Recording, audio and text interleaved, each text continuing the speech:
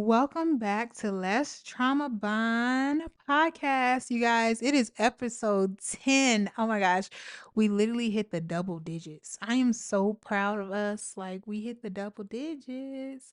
So thank you guys for everyone that has been watching. Last episode, y'all, I really talked about not dating for potential and not settling and pretty much like knowing your worth, okay? And sticking to your boundaries. Today, I'm actually going to talk about toxic relationships, attracting toxic relationships, what toxic relationships look like, why you might be attracting them. Y'all, with Let's Trauma Bond podcast, if this is your first time here, I really love to talk about topics and refer them back to trauma and childhood trauma and maybe breaking down why we're attracting things or why we're moving a certain way or why we're accepting certain things. So, the first thing is defining what is a toxic relationship. Mind you, this is my opinion of a toxic relationship. I can probably get y'all a definition and all that, but I'm just going to tell y'all what I see as a toxic relationship. I have a little wine, y'all, a little XXL, just a little ting, just a little ting. And I'm going to sip and talk to y'all. I had a long day. So, what is a toxic relationship? And right now I'm focused on romantic relationships. So, toxic relationships can be in the form of friendships, can be in the form of like your family relationships, partnerships, business partners, anything. But I'm really focused on romantic relationships. So, someone you're going to be in a relationship with, or you have romantic feelings towards, or you have anything connected in a romantic way. So, some words that really was coming to me when I thought about toxic relationships was complicated. So complicated. If you're ever in a relationship and you're saying it's complicated or you don't know how to explain the relationship, you don't know how to explain what's going on in the relationship, you don't know how to explain why y'all breaking up every 24 seconds, why y'all unfollowing each other every day, and then following each other again, while y'all blocking each other, and then calling on the block number, why y'all making text app numbers. Yeah, like that's toxic, right? So also confusing. So that's another word that came to me. So like if you're unsure where you're at in a relationship, like if you're even in a relationship or like how the first person feels about you or what is even going on, that's toxic. Chaotic. If your relationship is chaotic, like there's always drama, there's always fighting, there's always yelling, there's always dysfunction. Chaotic. That's a toxic relationship. Draining. When the relationship feels more draining, then it does feel like let's say it doesn't seem like it's growing you. It's more destroying you more than it's growing you as a person. Like it's making you exhausted. It's like raising your blood pressure. It's making you depressed. It is like causing you a lot of anxiety. You don't feel calm in that relationship. That's when I feel like it is toxic. When a relationship is one-sided, it can be toxic. This is just a couple examples. So like if you feel like you're putting more effort in your partner or your partner's putting more effort in you or you love this person more than they love you, love cannot be equal, but when it gets to a point where it's like you are like lusting all over them and they're avoiding you, never responding, or you guys have a really unbalanced relationship and there's no compromising with the balance, it's a toxic relationship. So, I wanted to go into more depth of like the different types of toxic relationships and my personal experience with these relationships, right? So, the first one I want to talk about is the chaser. And most of my audience is women, so I'm going to refer to like guys when I'm talking about this, but a guy can also experience a chaser. Baby girl, if you're a woman out here chasing a man, baby, you might want to chase your therapist and go talk to her because, baby, the one thing I'm not going to do is chase no man. The one thing I'm not going to do is get tired over no man. My legs ain't getting tired over no nigga. Period. But there is some girls out here that don't give up, don't give in. They be crashing out about their man. If they man say, no, I want to leave, I don't want to do this no more. There's girls that will literally crash out, literally crash out, will literally make you stay with them, will literally threaten themselves, threaten people. So it's out there. But I am referring more to men because that is what I date. So, chaser. So, someone who cannot take no as an answer. Mind you, by the way, I have notes down here. So, a chaser is usually someone that cannot take no as an answer. So, usually when you meet this guy, you're not that interested in him, right? You don't really want him. Like, he might be cool, but he not on the top of your list. But he makes himself to the top of your list by using manipulation tactics, by commenting on all your stuff. Like maybe you're posting pictures and he keeps commenting on the pictures, or maybe he keeps swiping up on your story, even though you make it clear that you're really not interested. Like you're not really that interested. And then maybe he's like doing this for months and months and months. Well, I think about a chaser, they don't get tired. They will keep doing it for even years until you feel like, oh my gosh, this man is working hard. He want me so bad. Maybe it's time to give in. Maybe I should be with this man. No, you shouldn't. You should never be with a man that got so much time on his hands. When you say no, I am not interested, or I'm cool, or you just like something, you scoot out the DM, or you just look at it and read it and you don't respond. He's either A, manipulative, which he usually is, B, crazy, or C, he got too much time on his hands. Like he's not busy enough. Because a man that knows his worth, he's not going to be chasing you to that magnitude. Now, do I feel like every man should have a little chase in them? Like they gonna want to like do a little hunt?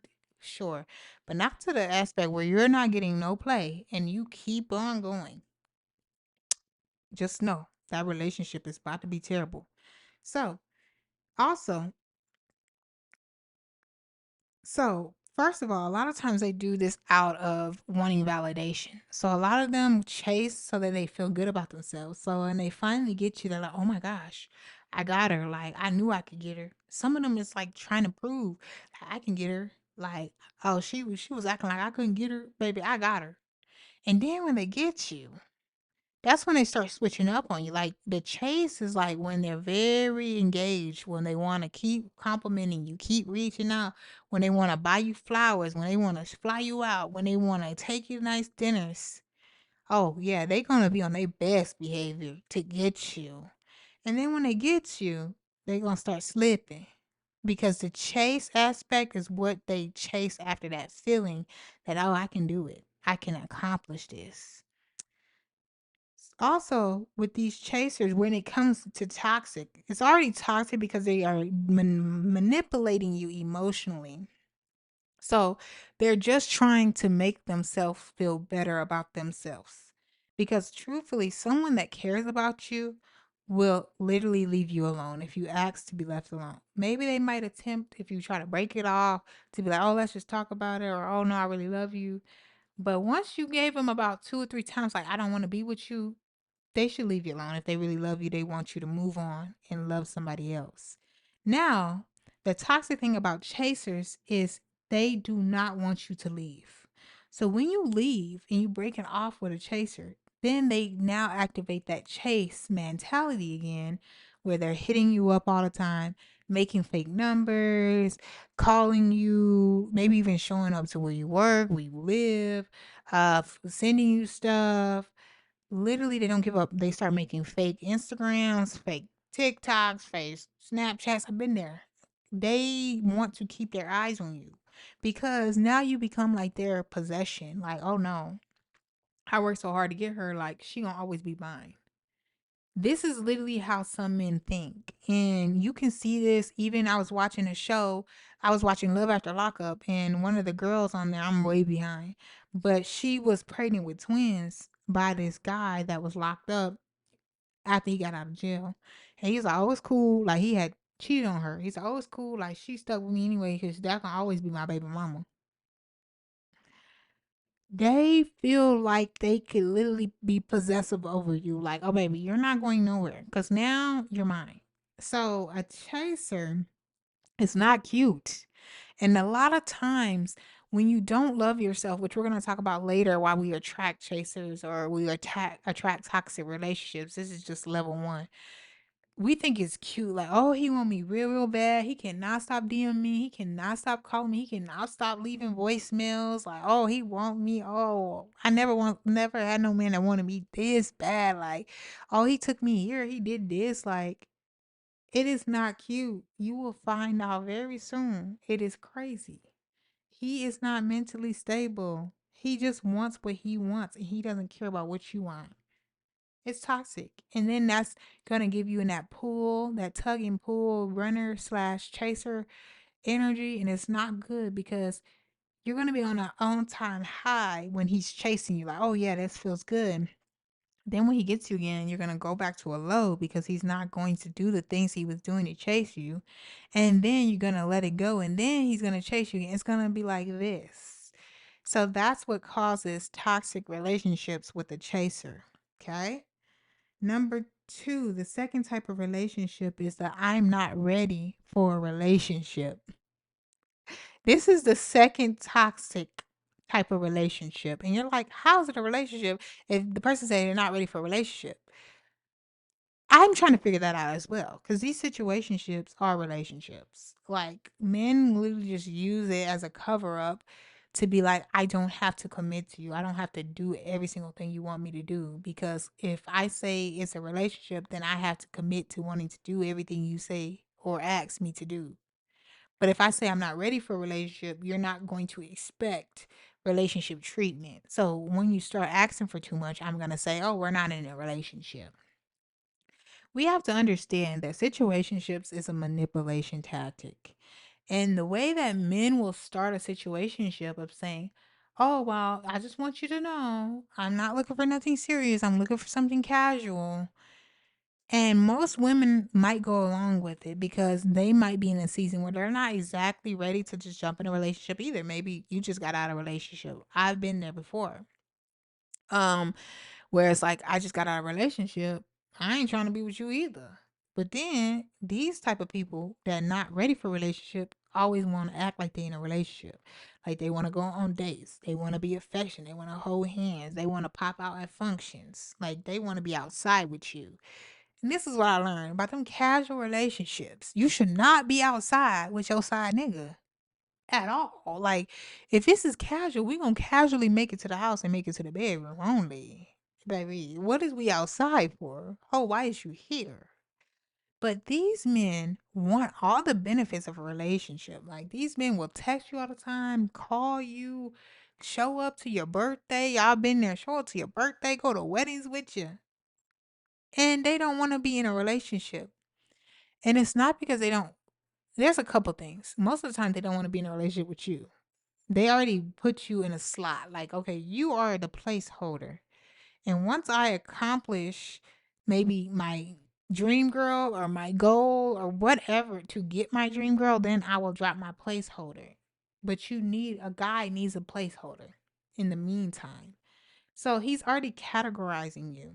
And then the reason why this turns into a toxic relationship is because the woman, 9 times out of 10, will always want more because this man's action is not matching up with his words. Okay. He's going to say, oh, I'm not ready. It's casual. Or didn't I say I wasn't ready? But he's going to be showing you that he's ready. He's going to show, like, oh, he cares about you. He's lovey dovey with you. He's going to be hanging out. He's going to confuse you. And that's where we go back to confusion. If you are in a relationship and you're constantly confused, you need to go. You need to see the door. He need to see the door. Tell that nigga get the hell out. Period. Because he's trying to play with your mind. And then they do that when they say, "Oh, I told you already. I told you from the start I wasn't looking for a relationship." You only did that so now you can go back and tell me I told you that I'm not ready for a relationship. Be very clear that these men are very calculated. Even though men are really dumb, they are calculated and they understand women are very emotional creatures. Not all, but most women are emotional creatures and will dive into the emotion once they are spending more time with you and hanging out with you. So this is a dangerous game because you're going to constantly try to prove that you're worthy of a relationship to a person that don't want you. So you're constantly feeling like you're not enough because that person doesn't want you. And it's not that you're not enough, it's that they are not enough. They're not even emotionally intelligent. They are not even mentally stable. Because who's playing games like this? If you're not ready for a relationship, stay single. Yeah. And in playing these being exclusive in a situationship games, never again, y'all. I've done that too many times. And that is foolish behavior. Because why am I sitting up here being exclusive with you when we ain't even together? Like, we don't even go together. We don't go together real bad. So why? I should be out here dating everybody. Now, what I will say is I'm a firm believer that it takes about 3 months to really know if you want to be with a person and to thoroughly make the right decisions when you're talking about commitment. So I really do think you shouldn't be rushing into a relationship just because you're scared to be in a situationship, but have a firm time in your head. You don't have to tell that person, but like in your head. For me, I'm like 3 months. If I don't like you by 3 months and feel like I can be with you for real, you're gonna be gone. And then if I really like you in 3 months and I want to be in a relationship and you haven't really made the effort to be like, okay, let's be official, and we talk about it and you're not ready for a relationship, then you're gone. So you do have to have those boundaries because that turns into a toxic relationship with yourself. Because you start to think that you're the problem or what is wrong with you, or you start trying to prove that you can be a good girlfriend and that you can love the person. Then you be trying to debate with the person about why they not ready. Why are you debating? Why are you being a fool? Move on. You know how many fish in the sea there is, and you want to be with a fish that is confused, that just swims around the ocean and has no clue what he's doing. Like he's confused. Do you want a man that's confused leading you? Do you want to be in a relationship with a man that's confused that can't make decisions? I don't think so. The next one, which is the worst type of toxic relationship you can really be in, is the abuser. Being with an abuser, okay? And this can be mental, emotionally, and it can be physical. Because we have to understand that abuse is manipulation. And I have been around domestic abuse growing up. I've seen it. But I've never experienced it. So I'm going to say right here, trigger warning, by the way, because DV, we're going to be talking about DV, domestic violence. But I'm not going to go into much into detail because I have not experienced that. The one thing we do want to be careful with victims that have experienced DV is to understand that there's a lot of emotional manipulation before it gets to the physical, because a lot of abusers will like really love bomb you and make you feel like they love you so much and they want to do all these great things, and then they'll start like verbally abusing you and like calling you out of your name and making you feel bad about yourself or just talking down to you. So if you're in a relationship with a person that's always trying to humble you, knock you down, make you feel like you do too much, or the way you dress or the way you talk, like if you are with somebody that is always negatively talking about you, it's time to run. Because baby, why are you trying to bring me down when you should be uplifting me?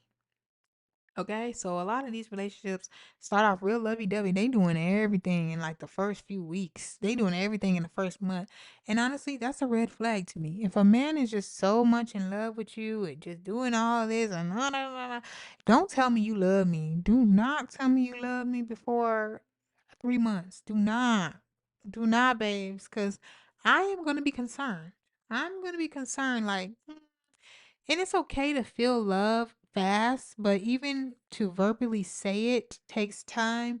To feel it and understand it takes time. And there's some people that just throw that word around like, I'm in love with you. You're the love of my life. Like, let's move in.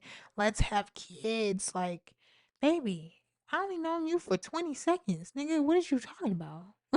What is you talking about? But there are women that will fall for this because they need words of affirmation, and that makes them value themselves because they don't know their value. So we have to understand that abuse is way deeper than people are like, why are you letting a man hit you? Or why are you letting a man put his hands on you?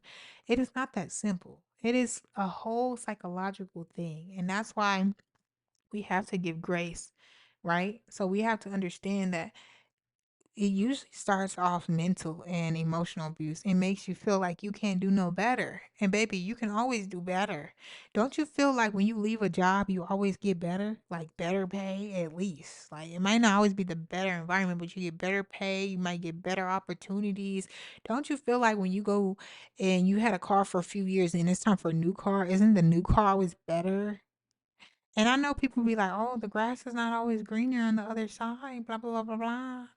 I get it. There's gonna be things and issues in every relationship, but when it comes to the point where someone's putting their hands on you or calling you out of your name, I really don't even like that raising your voice, yelling at you, raising your voice. I remember my ex, he had raised his voice at me for the first time. Y'all, I'm gonna tell this tea, okay? He raised his voice at me for the first time, and the way he talked to me made me realize he was a narcissist. But I was dating him for like, the thing is, we were long distance, so I was dating him for like 10 months, and then we had broke up, and then we end up dating again. Like we not dating, we like did a trial dating or whatever. We was about to get back together, and not until we got back to we didn't get back together, but like attempt to get back together, did I see his true side of how he treats people when he's upset. So long story short, y'all, I got a little story time on my channel, but this is what happened. Hey guys, so the story I wanted to tell y'all is literally, me and my ex, we got into a fight, because not a physical fight, but like a verbal argument because I talked about this story time, but I was a little tipsy, y'all. We had went out and I had a problem with him like having so many female friends from the start. But long story short, we went to like this outing and we went out to the club, but when I went out with him, I was supposed to be like his friend because, mind you, we weren't in a relationship at this time, and there was no need to like introduce me to everybody as a girlfriend. So, because we weren't together, so he introduced me as a friend. I met all his friends, whatever, and I was cool with this. But I was like, I know how I am when I get drunk. When I get drunk, I'm touchy feely and I'm like, my man, my man, my man. Even when it ain't my man, baby, you still my man. I don't care what you say on the phone. I'm great. I'm just kidding. But anyways, y'all. So this how the night goes. So I tell him from before we leave the house, I'm like, honestly, I don't know how this gonna go, but I think it's not gonna go good because when I get to drinking, it's gonna be hard to control myself, but I'm gonna try my best, try to be on my best behavior. So, anyways, we go, and one of his friends was there, and I tell him, I start acting weird. Like I get quiet because I peep her and I'm like, okay, she's too friendly. And I don't know what was about her that made me like, okay, this girl gonna be a problem. She too friendly. Mind y'all, I'm very intuitive and I'm a reader. So I don't really need evidence. I just be knowing stuff. So I tell him, oh, like, your friend, she's just too friendly. I don't like it. I don't like her. And he's like, oh, why? Like, you were just cool. Like, everything was cool before just now. Like, you started acting weird. And I'm like, nah, I just don't like how she did this, that, that, that. Cause mind you, I think she had like drunk some of his drink. I don't know, like y'all was a little drunk, but I wasn't wrong. You ain't wrong, Queen. Cause when we got outside, we were about to go to a whole nother place. We were about to go to a whole nother club. And y'all, this girl literally grabs my ex by the face and like kisses him on the cheek. But like, I know y'all, I was in a French speaking country and people kiss people on the cheek, but the way she did it, she grabbed his whole face and like kissed him on the cheek, like, and she was like seductive. But I seen all of her face. And y'all, I got mad, big man, big mama. And so I approached her and I said, I don't like, I grabbed her face and I was like, how would you feel if I like grabbed on your guy's face like this and like I went to try to kiss them? So I like grabbed her face, y'all. That was a little much. I was a little tipsy. I ain't play by my nigga, my man. So I told her, I was like, that's just weird to me and I don't like that. Like, don't do that in front of me type thing.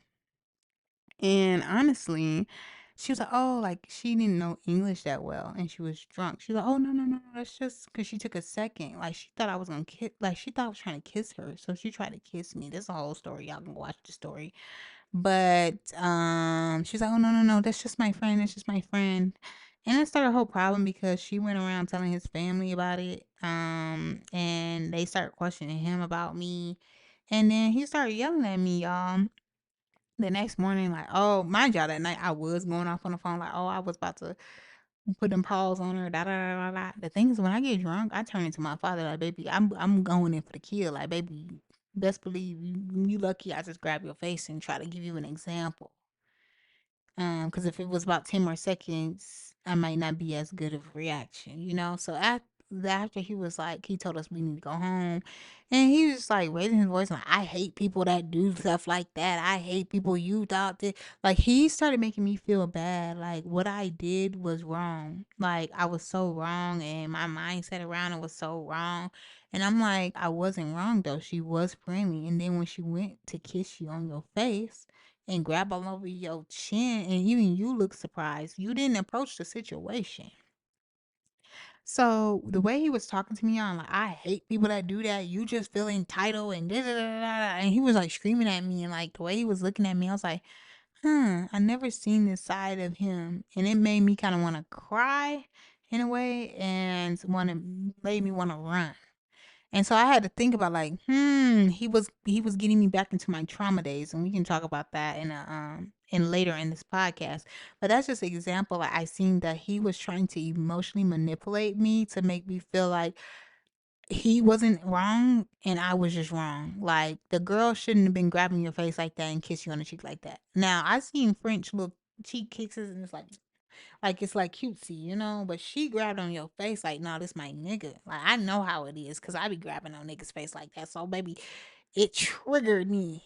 You should have addressed it. I'm sorry. You should have addressed it in that moment. Like, hey, like, like, don't, you ain't address it.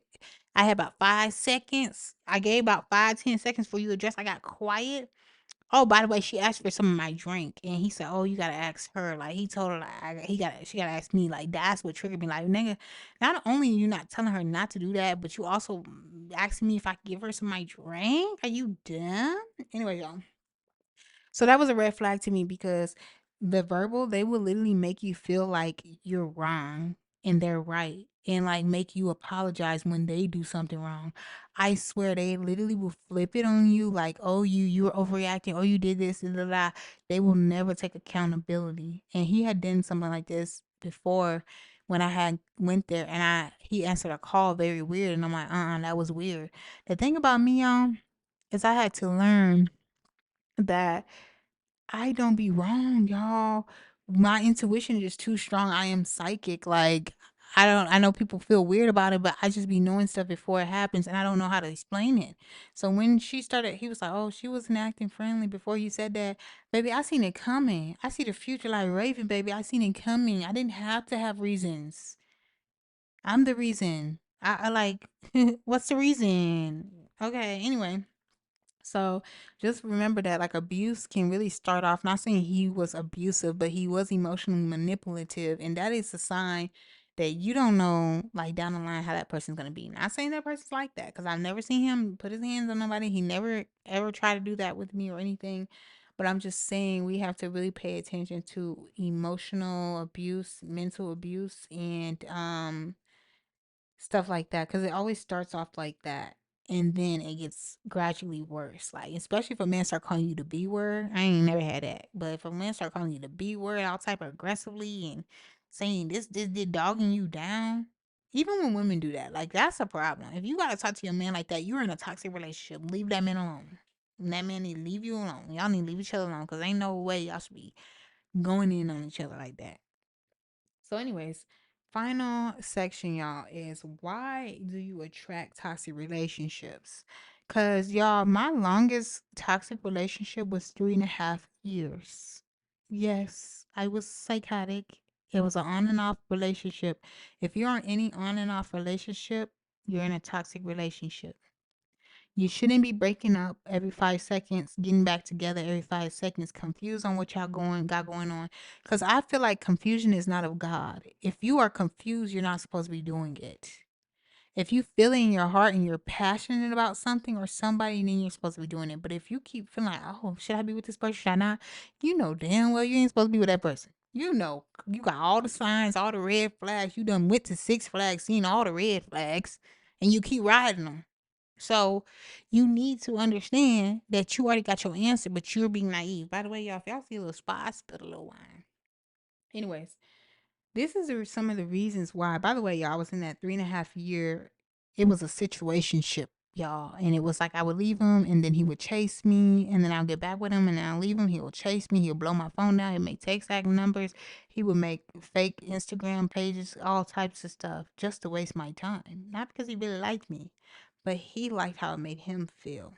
So, anyways, some reasons why you may be attracting toxic relationships or liking them, because a lot of women really like them, is you grew up in a chaotic household. So if you grew up in a chaotic household where there was not a lot of stability, a lot of changes were happening, maybe like your parents wasn't really home a lot, or your mom had to work all the time, so like you were in the house by yourself a lot, or your dad wasn't really around, like you maybe have abandonment issues, like if your father wasn't around, or if your father was wishy-washy when he was around, like he didn't really fulfill his promises, or he didn't show up for you in the ways that he would say he was going to show up for you, or he just wasn't there. Because abandonment wounds will make you want to hold on to something when they're trying to let you go. So you will get in panic mode when a man is trying to like leave you, or you feel like the man is not like doing the things he's supposed to do. You will start having an anxious attachment style, right? And you're used to these relationships being imbalanced, chaotic. Growing up in those ways, you're used to inconsistencies. So when you start to seek relationships, you get excited about inconsistencies and toxicity and being chased and things like that, because you're used to that feeling. It gives you a feeling, like it triggers your nervous system, and that feels good to you because your nervous system has been triggered your whole life. So something deep to dig in with that, y'all, because my dad was personally very inconsistent, and he didn't fulfill a lot of promises. He was there, but he wasn't fully there. He wasn't like supporting me in certain ways. There was a lot of things. He was also verbally abusive. So I learned that I started to date people that were like my father, and I didn't understand until I started to navigate these relationships and understand, like, whoa, okay, well, this makes sense. Even when I had that conversation with my ex, I felt like I was sitting there talking to my father, like I was getting scolded by my father, like I got scolded by him a lot. And I got into that child mentality of like freezing up and like not knowing if I want to like run away or cry. Because growing up, I didn't have the option to be like, oh, let me yell at my dad, let me go off on him. But you know what, my ex, I warned him. I said, hey, don't talk to me in this way. If you raise your voice and talk to me like this, I am going to retaliate, and I am going to become aggressive. So if you talk to me in an aggressive manner, I'm going to become aggressive. So I just prefer we not even go there with each other, you know? Because I can be real, real crazy if you let me. So I try to stay away from that, right?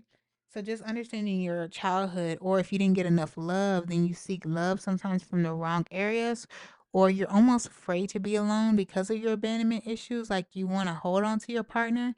And some people want to hold on to their partners to prove that they're worthy, or to prove that, yeah, like they're good enough to be in a relationship or good enough to stick around with the person. And it's crazy because it's a psychological thing, because obviously most of the time the guy is lucky to be with you, but then you're thinking like, oh, let me just like repair this relationship so that I can prove that I'm like worthy, especially with situationships, because you're fighting to show that you're good enough, you know?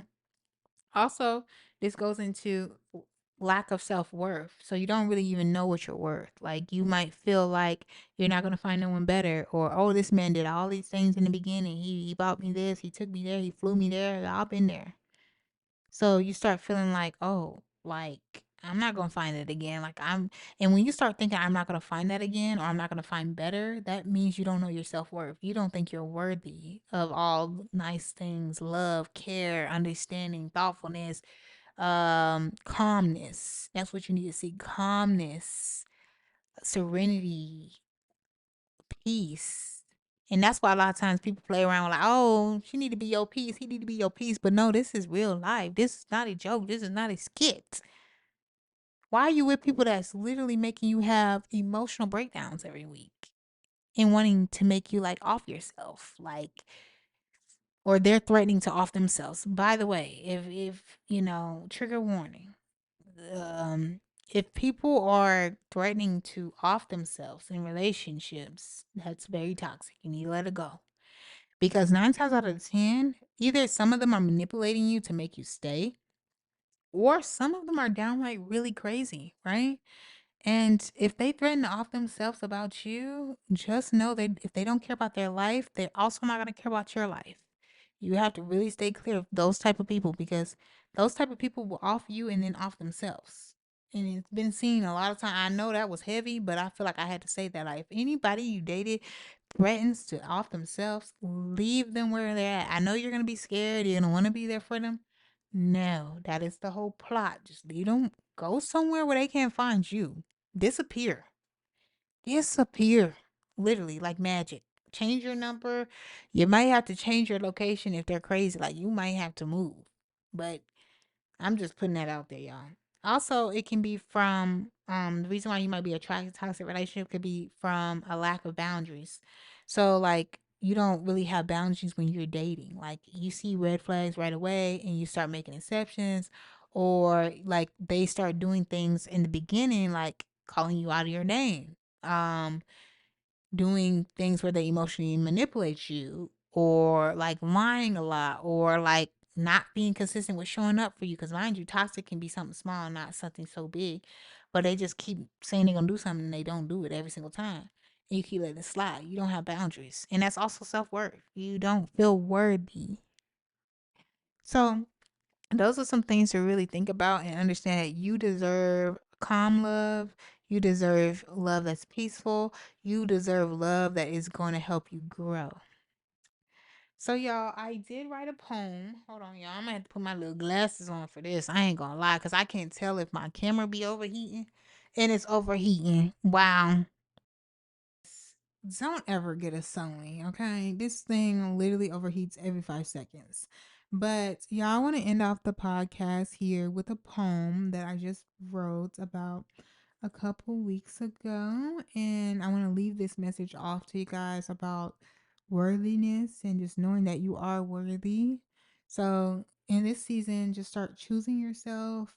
Stop settling for crumbs. Stop engaging in relationships that activate your nervous system and trigger you a lot and stress you out and ruin your mental health. So I'm going to read you guys this poem called Worthy. I am worthy of love, passionate words, and tight hugs. I am worthy of respect, to be treated with care and not neglect. I am worthy of success and abundance, to enjoy life and all of the experiences that come from it. I am worthy of peace. Not everything has to be chaotic and filled with stress. I am worthy of happiness. Life doesn't have to make me feel depressed. I am worthy of rest. I can live without hustling myself to death. I am worthy of freedom. I can be who I want to be, even when it scares me. I am worthy of reciprocation, positive energy, and high vibrations. I am worthy of my dreams. I can fulfill my goals even when they feel extreme. I am worthy of opportunities, even when people don't feel the same. I am worthy of safety and will choose myself by any means. I am worthy of great things. So, y'all, I want to leave y'all with that because I love that affirmation. That was my first time reading the poem out loud. So, bear with me, but I'm not going to edit it. I'm not going to tweak it up because I'm not perfect. I'm worthy of authenticity. Authenticity? Yeah. Anyways, y'all, thank you guys for watching this Trauma Bond episode number 10. Leave them trauma. Lead a trauma. Seek the trauma though. Write it out. Why you participate in these toxic relationships? Why you're attracting it? Why you feel engaged with it? Because I know I used to feel like, oh, like it used to turn me on, but now I'd be like, ugh, it's so hard to turn me on now. Like I feel like a car that broke down in 1996. Okay. Anyways, y'all, thank y'all for watching the podcast. I'll see you in the next episode.